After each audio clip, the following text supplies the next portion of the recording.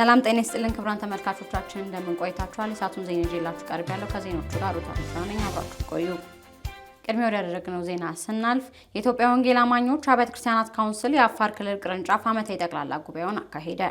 የኢትዮጵያ ወንጌል አማኞች አብያተ ክርስቲያናት ካውንስል የአፋር ክልል ቅርንጫፍ ጽሕፈት ቤት ዓመታዊ ጠቅላላ ጉባኤውን ሰኔ 19 ቀን 2018 ዓመተ ምህረት በሎጊያ ሙሉ ወንጌል ቤተክርስቲያን አዳራሽ ውስጥ አካሂዷል። በጉባኤው ላይ የካውንስሉ አመራሮች፣ የተለያዩ ቤተ እምነት ተወካዮችና የህብረቱ አባላት ተገኝተው ቤተክርስቲያኒቱ በመንፈሳዊና አስተዳደራዊ ዘርፎች ይበልጥ ለማጠናከር የሚያስችሉ እቅዶች ላይ ሰፊ ውይይትም አድርገዋል። በዕለቱም የተከናወኑ ዋና ዋና ተግባራትም ከቪሌግራም ወንጌል አገልግሎት ጋር በመተባበር ስለ ወንጌል ስርጭት ስልጠና ተሰጥቷል። የደም ልገሳ በማከናወንም ለወገኖች ያላቸውን ፍቅር በተግባር አሳይተዋል። የህብረቱ ዓመታዊ ሪፖርቶችን በመገምገም በክልሉ ያለውን የወንጌል አገልግሎት ይበልጥ ውጤታማ በሚያደርግ አዳዲስ አጀንዳዎች ላይ ተወያይተዋል። መድረኩም በእግዚአብሔር ቃል ትምህርትና በጋራ ጸሎት ተጠናቋል። በየቤተ ክርስቲያኒቱ ያሉ ወገኖች በአንድነት በመቆም የጀመርነውን ኃላፊነት ለመወጣት ቃል እንገባለንም ብለዋል። የሃይማኖት ተቋማት በሰላም ሴት ግንባታ ላይ የሚያበረክቱትን አስተዋጽኦ አጠናክረው እንደሚቀጥሉ ተገለጸ። ቤተልሔም ደረጃ ተጨማሪ አላት።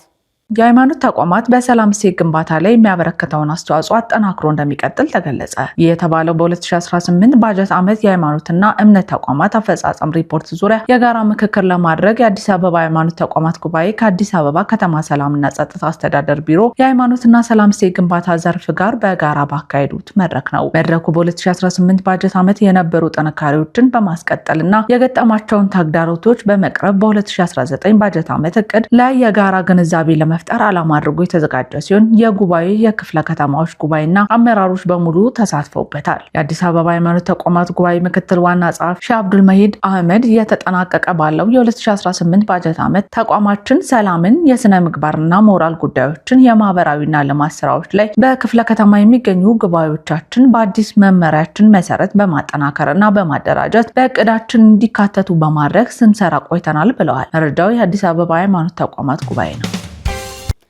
በአዳማ ከተማ የሙሉ ወንጌል አማኞች ቤተክርስቲያን የመሪዎች ስልጠናና ምክክር መድረክ ተጀመረ። ተሻለ ታዬ ተጨማሪ አለው።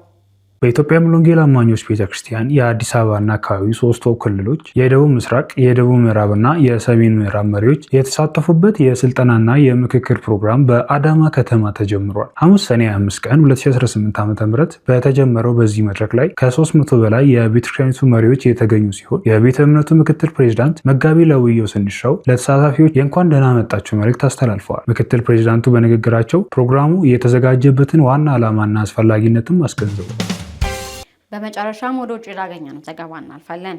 በአሜሪካ 250ኛ የነጻነት በዓል ዝግጅት ላይ ወንጌል በብሔራዊ ሞል ተሰበከ።